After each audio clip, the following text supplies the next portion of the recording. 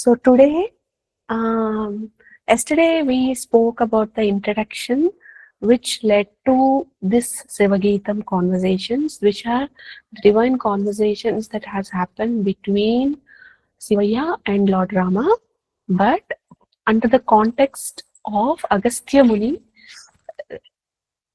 in a way, revising these conversations that Lord Rama and Shiva had in their in some time while ago back, but due to the Maya influence, he forgot. And Agastya Muni, in the context of reminding Lord Rama about the Tattva of Lord Shiva, is trying to help us with this divine information about what does it mean to let go of the current concerns that we have by understanding the tattva, not just the bhakti aspect, which usually means prayers, right? So the Shiva Gita, chapter 1, it has a couple of chapters. In that, each chapter has definitive slokas, and in the chapter 1, we are talking about the 10 slokas today, if time permits or not. If tomorrow, let's do it. But the point is, um,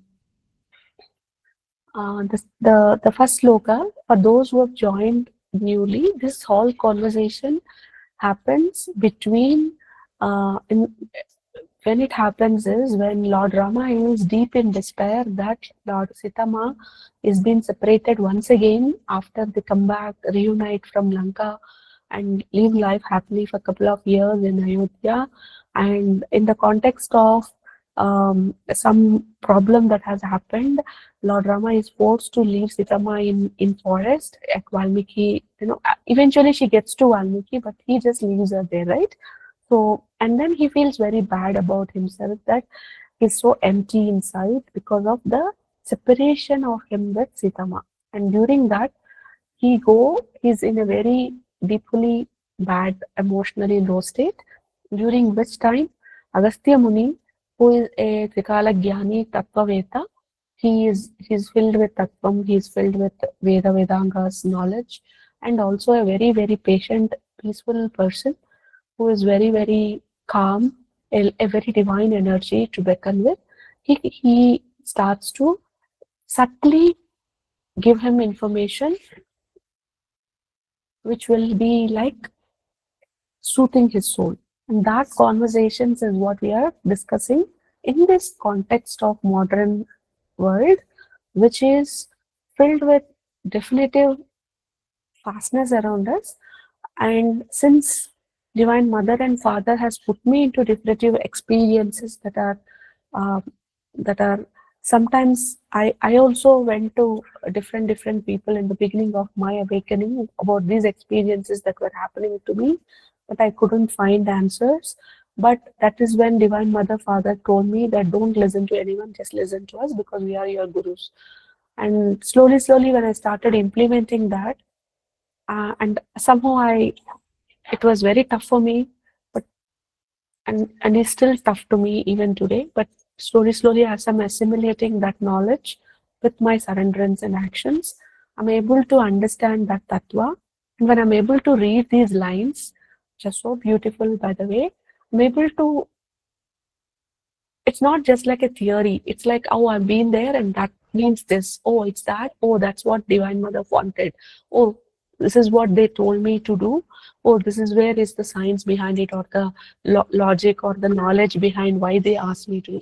So it's like for me a level of rediscovering once again what they have done with a deeper knowledge about what to do at times when I'm also in states of uncertainty or not knowing what next to do in my path. And with that a certainty or a kind of authority, I took the privilege to explain these concepts, or I took the initiative to talk about these very secretive knowledge that's been not shared elsewhere.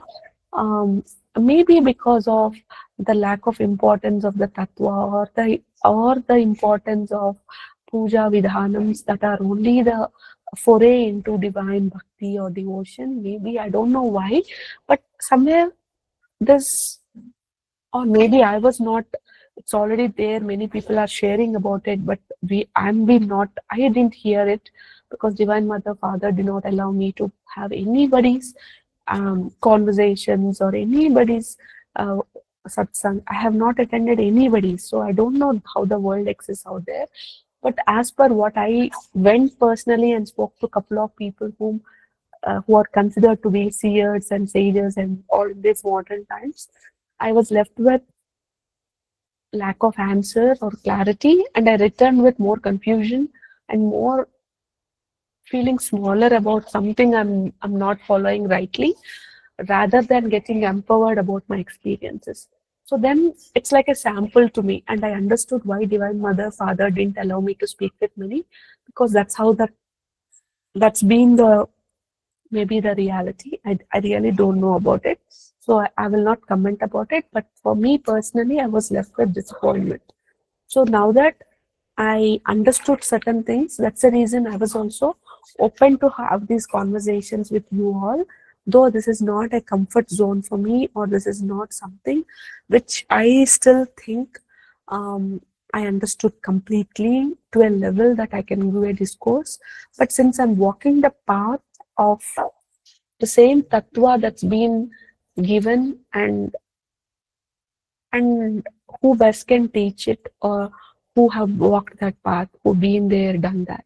So that is the reason I came forward to talk about it. Okay. So what are the slokas that houses? What am I going to talk is, I'm going to first give you the sloka which is in the Padma Purana Uttara Khanda.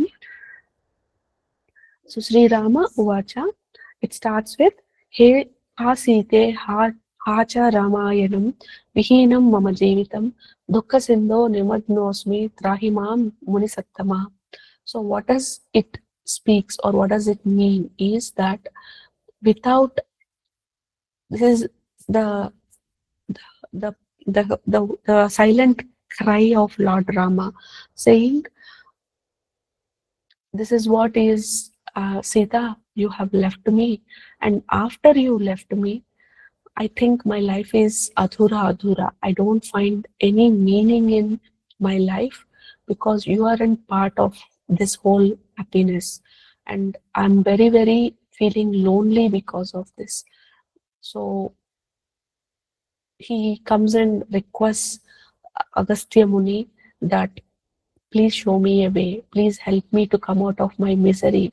I'm not able to face this loneliness or whatever that is coming, because I feel a huge sense of loss because of Sita not being with me, and I am lost in this this sagara, sagara meaning the sorrow ocean. Okay, dukkha sindhu means it's like the sorrow of ocean of sorrow, and I'm not able to come out of it, and please help me to come out of it. But the point here, what we need to understand is, Rama is nobody but our Jivatma. Every person in me who weeps for some loss of happiness, loss of states, loss of authority, loss of job, loss of, or I didn't get something, my loss of not having wish fulfillment. Okay, I will not say loss every time, but loss is two. One is not having something, or lost something which you already used to have. Both are losses only. And because of those, when that event happens, which triggers this sense of loss, pain, sorrow, fear, anguish, despair, helplessness, uncertainty, um, it can come from attachment, it can come from anger, it can come from helplessness, uncertain. Any of these emotional states I go through, which are so deeply paining, despairing me, putting me into these loops of endless sorrow, that event, whatever we are aspiring to, when that gone, is that Sita going away. Sita, this represents that happiness, that calmness, that divine essence of me being in one with my divine, and the happiness. Okay, love. This is what Sitama represents. So the Jivatma is crying for the loss of peace, love, devotion, and happiness that comes because of certain thing going away from me, or certain thing not coming to me. This is what that line represents. And we also say, without that, my life is adhura. Without that, I am nobody. Without that, I used to have it, I now don't have it, I am waste, I am this. Or I myself think, how did I allow this thing to happen despite me being so intelligent, wise, whatever, so careful, so cautious, so vigilant? Things didn't happen like this. How did I allow? Or I am I have fear of vision, fear of visibility, fear of loss, fear, whatever is that gripping for me, which is taking away the pain from me, that is weight. And then what Rama says, without you, my Ramayanam. See, my journey of life is Athura. Ramayanam is Rama's journey, is Ramayanam. This Jivi's journey is my Ramayanam. And without that Sita, which is my sense of happiness, stability, love, and my comfort zone, my happy space, I am nobody. I don't have anything to look forward. My life is gone waste. I am lost in this ocean of sorrow. And that is where we all go through in some form or other. But what is the truth that we are missing inside? It is whatever we are searching outside, that because of that I will feel happy, because of that I will feel peaceful, because of that I feel sense of stability, is already within you. But we often forget that, and we think it's out there. But the incident or the external event that happens is like a knock knock from divine to not look at outside and look outside what you want, but look within. Go into you and you will find what you are looking outside. You'll find nowhere else but deep within your heart center.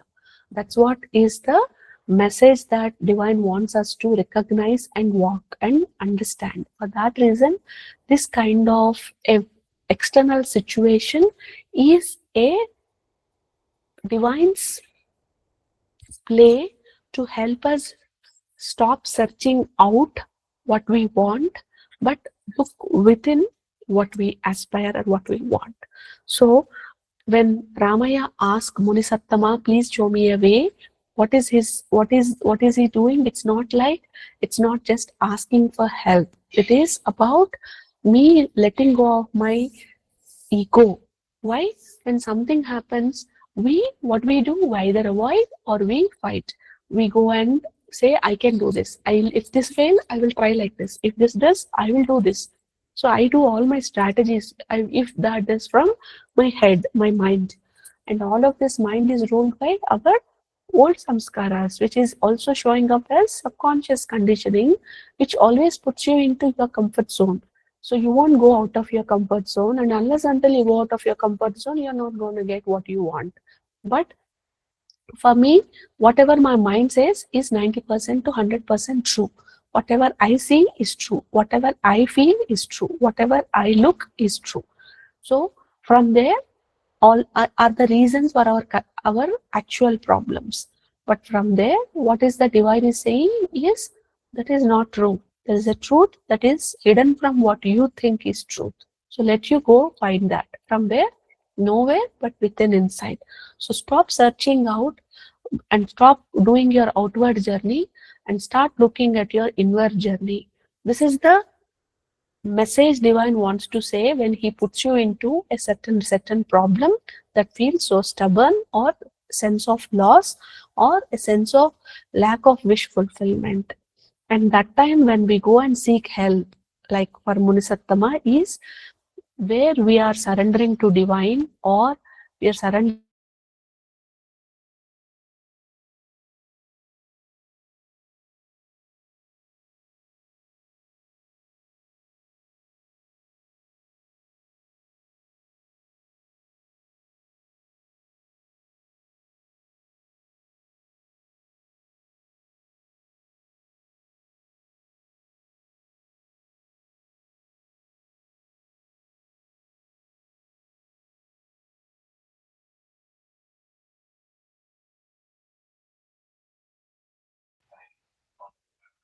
ఏమైంది?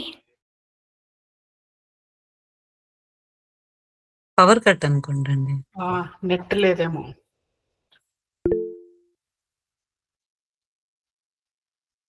Net పోయినట్టుంది.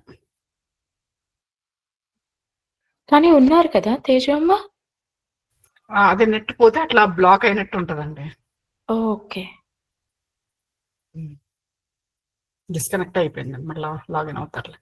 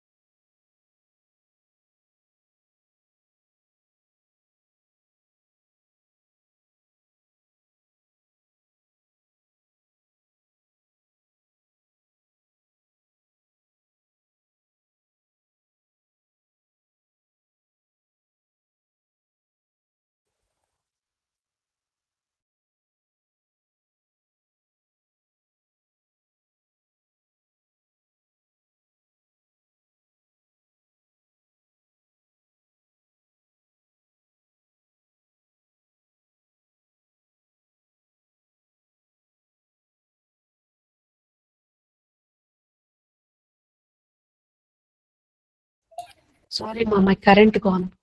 So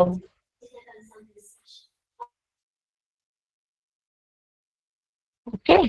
So what we are thinking about, I will figure out, I will do things my way. I will not this, I will go there. I will not there, I will go here. So but there are some problems which there are no answer, but we'll try to figure out. Answer is showing up, but we don't want to do it. So at that time, divine wants to tell what is not just right for you, but everyone concerned in that situation. And that is where a guru or a kind of knowledge, wisdom source seeps into your life to help you out with how to figure out or what is this way to move forward in life. So whatever problem that you are going through, whatever concern that you are already facing is not a kind of a punishment, or though it feels so difficult at times and so helpless, so trapped, so choking, but it's there is some lesson, there is some knowledge, some guidance, some wisdom divine is trying to tell us in line with who it is good for everyone, but we are resisting the lessons and trying to follow that inner guidance that's coming. And this is divine way of awakening, saying no, the path that you are going is not the right path, and there is something you are missing out in this path. So that is where is the verse 1. The second verse is it follows. So to the answer of Rama's request to please help me to Agastya answers Agastya Uvacha Ma socha Raghava Sreshtam Moksha Margam Vadamyaham Yena Dukkhana Vimukto Bhavishyasi Nischayam.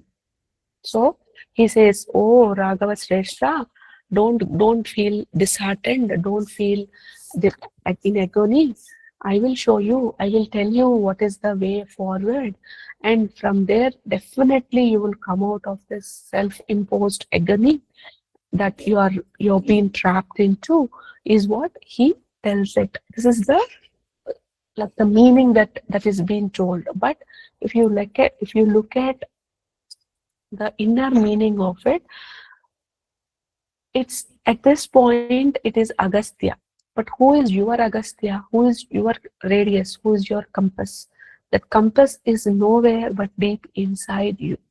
Okay, there will be always, whenever you are in this heartbreaking situation where you grieve, you always feel lonely or lost or helpless, somewhere from deep within there comes a voice, and it's very subtle, very like whispering, and says, don't worry, this pain will go away, you're not alone, I'm with you.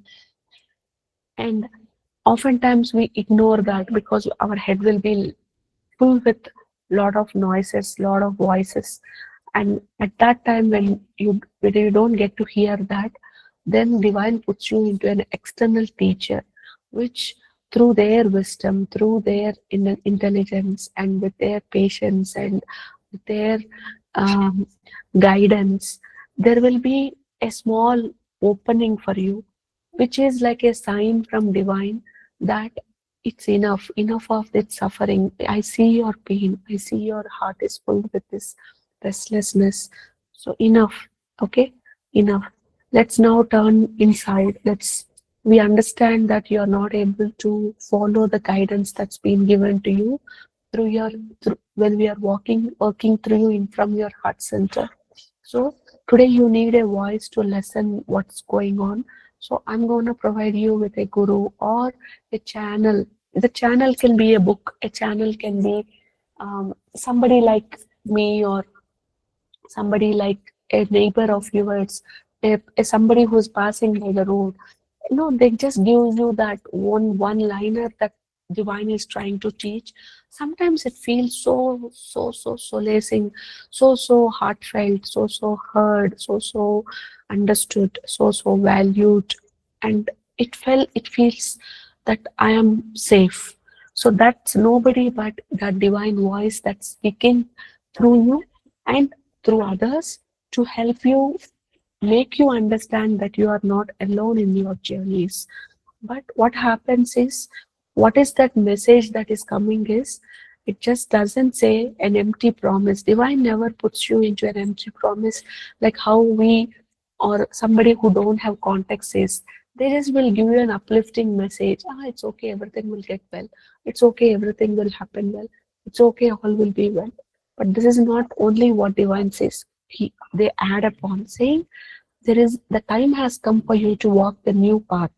Okay, you're taking the old road, but the old road will give you the same old problem that won't change.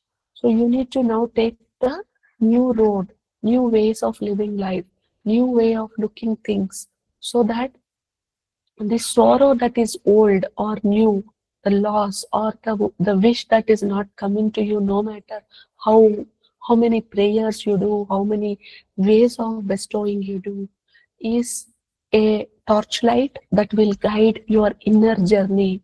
So you are looking at the sorrow which is external, but that sorrow is not eternal. It won't be there ever. It will calm down the moment you start taking your inner path and the actions that are aligned with your inner journey. So once you understand what is that inner journey and the actions that the aligns with it, that can help me reduce my pain and my suffering, you will be taken away from the root of the problem, not just the branches or the leaves. And what divine assures is that we hear you. We hear all your pain, we hear all your problem, we hear all your losses, and and we are here to give you that. But what you expect is all of them to disappear. But that's not what moksha is. What do you think? I will all let this all vanish, and that is where I have happiness, that is where I have comfort. Let this person change, let this let this happen, let this, and I'm happy, I'm comfortable. That is not what true moksha is. What is not true salvation is. The place where you come to an understanding that pain, pleasure, loss, gain, all of this are different tunes of life. They come, they go, they come, they go, they come, they go. But what what is there is not, what happens outside is not my inner reality. I can still be pain, I can be surrounded by pain, but still I can be at peace. That is the real moksha. So what is that I need to do is redefining what moksha means. Till now I think moksha means let this problem go away and I'll be happy and I'll be comfortable. Or let I get this, I will be happy, I will be comfortable. So that is what I think, because moksha is achieving things, free from problem. But we feel that is a definition because of the meaning of what we feel. Moksha means I am free of this problem. So that is moksha for me. But real moksha, real freedom from this problem is discovering a small dimension within me, which is so still, so plain, so calm, without being untouched, despite what happens in my external world. I may have physical pain, I may have loss, I may have setbacks, I may have obstacles, I may have challenges in every part of my journey, but that is outside. Inside, I am calm, I am silent, I am stable. From where I am deriving the strength? From divine. So I derive strength from the divine and stay calm amidst the turmoil that I'm gripped with. And that's like the deep ocean that is not disturbed by the waves on its surface. The waves are so turmoilous, but inside, deep down, it is calm. So outside can be so turmoilish. I can still be very calm within. And it is not that the deep ocean is calm because sometimes the waves stop. No, the waves keep coming, the tide keeps going. Sometimes there is high tide, sometimes there is low tide. But I, as a person, I stay calm despite of the tides that are around me on the surface. Here, the surface is my external life. The deep ocean is within me, which can still be calm, whatever ocean is. Sometimes the ocean may be very rough with deep problems. Sometimes it can be a little low tide with lot of bounce of happiness, like sprinkles of joy. Still, the inside me is still. So when I recognize myself as an ocean, not the waves, I am not a wave to associate with. So wave, when it is rough, it just bangs here, there, gets very, whoever comes into that path, be it ship, be it a big cargo ship or a small ship, it just throws here, there, everywhere, causes havoc everywhere. Because it is the nature of that ocean wave. And when the tide is small, it just allows every shape, everything to happen around. But deep inside, the ocean is always stable. So silent, never ever reacting to what's happening on the outer surface. When I can recognize myself or I can relate myself to the ocean inside, not the external waves, that is where anything happens, okay, my pain, my turmoil, my distress, my lack of some wishes being unfulfilled, my fears, whatever that is gripping me loses the hold. I won't be drowned in it, but I still try to be calm amidst all of this. So I am aware of that pain, I'm aware of my fear, I'm aware of the discomfort, I'm aware of the concern that is coming externally because of some things externally not happening the way I want, but still I can still make myself be untouched, remain in peaceful state, in calm state, and that is where is the true moksha. So what is an example of this is I can stand in front of a mirror. A mirror can, I smile in front of the mirror, but the mirror doesn't smile. I cry in front of the mirror doesn't cry. It's only a reflection of what happening it is.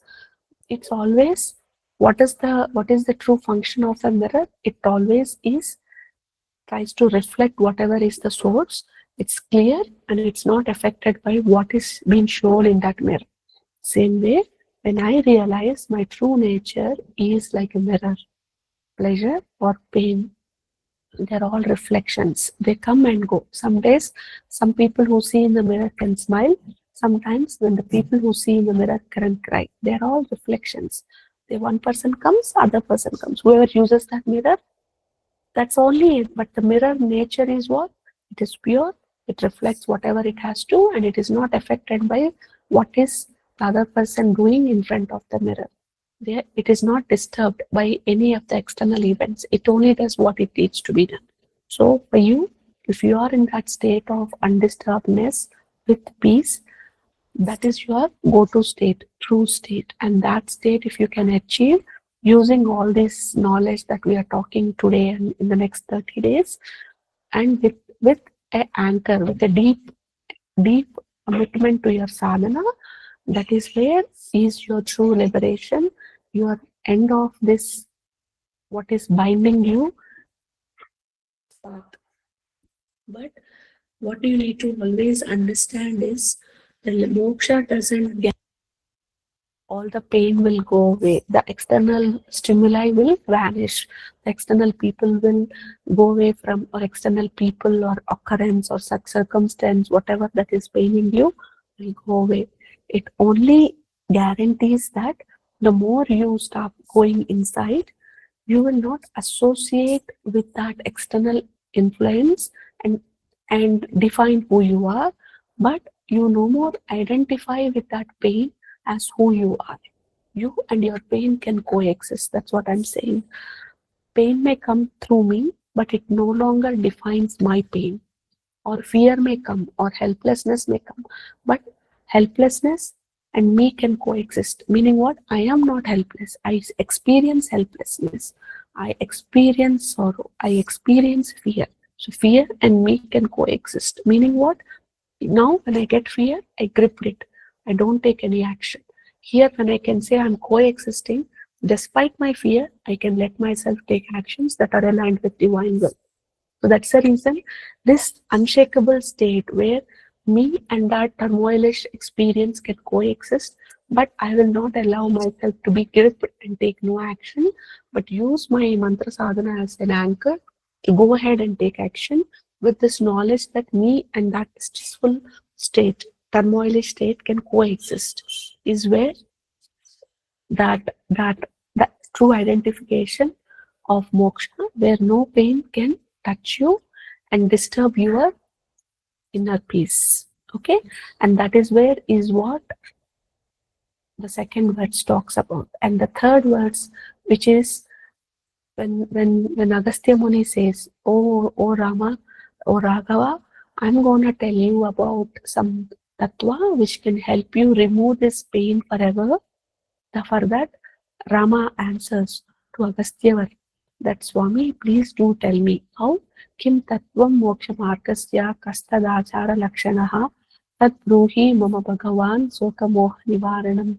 So he goes and talks about this, saying, Swami, tell me what is the true path of liberation? What is that I should do to help myself get out of this sorrow that I'm feeling at this point? What could be the characteristics of it? What should I do? Whom should I follow? What should be the the the the nature of those whom I'm following? Please give me more knowledge. And for that, whatever are the conversations that happen is what we are talking in the tomorrow class, which is more about the next conversations that Agastya and Lord Rama have with each other about this tattva. Okay, so that is what is for today's session. I hope you all understood what I'm trying to say.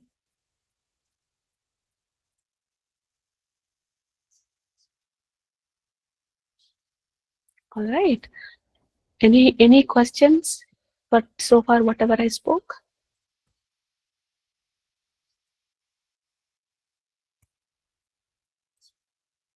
You have a question? Okay, talk, Amma Sweta.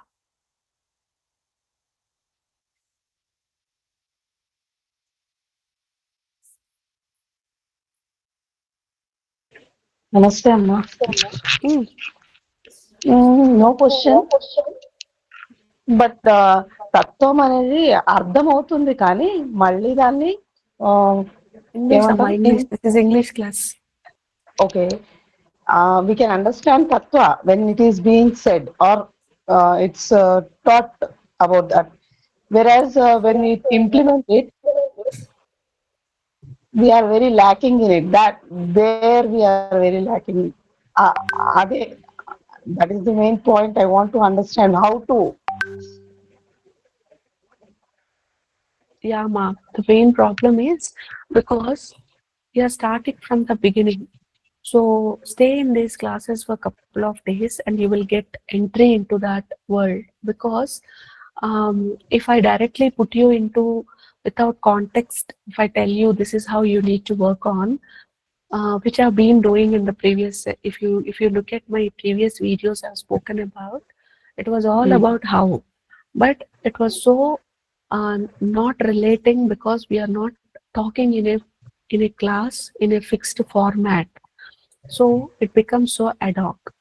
At this time, since we are talking in a class and in a structured format, it becomes easy to refer about what is the thing, because not everybody are already into the level of maturity that you are holding at this point or not.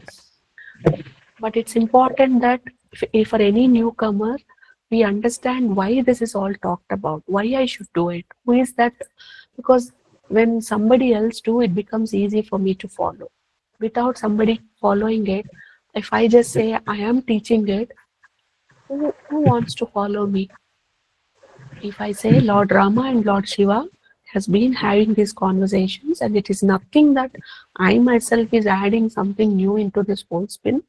I'm only being a interpreter, and whatever is being told already in that Purana, since most of us have not read about it, I'm trying to pull some extracts and give you this gyan, which will fit into our modern lifestyle and about what are the concerns that is being gripped in this society. And from there, this is what he did, and this is what is being told. So in this, what do you interpret? If I say it in this format, it becomes easy for everyone to first have that lack of resistance, because the moment I say it's me, I know concept comes. I know this. I already know this. Now, the moment I say I already know everything, what is there for me to learn? Learning ceases the moment I say I know things. Right? So I should not, now I should bypass your I know subconscious conditioning, because subconscious conditioning is nothing but your Maya at play. It doesn't allow you to listen. It always discards. I know this. Oh, this is something I know. So I have to let go of that bias. So the only way is I have to bring a reference from some divine conversations and say, look, it's not me who is telling. See, it's there already. And this is our Supreme Mother and Father, and the conversations they are having at a high level. We are only trying to understand it now because the time has come now. So if I say in this context, at least my request or my uh, intention is it will bypass those webs of resistance that we have rebuilt for ourselves for our own safety, and then try to understand what next for me to do in the spaces I'm going through. So first I wanted to let you all have this first level understanding that whatever pain you're, because most of us are in the state that I have done some mistake, that's why I'm going through this problem. I have done this, maybe, or other person is wrong. I'm a very good noble soul. Because of other people I'm suffering. Either we take this stance of self-blame or other people blame.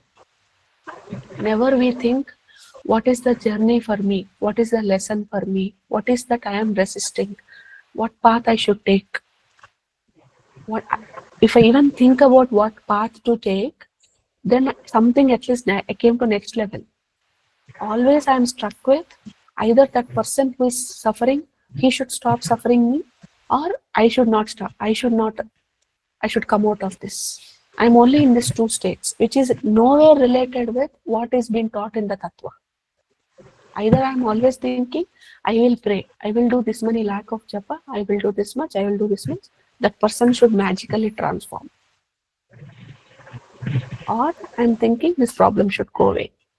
Never I think about a perspective that moksha is not problem going away. At midst of that turmoil state, I need to find peace in it. I will come to a place of peace. I am peaceful.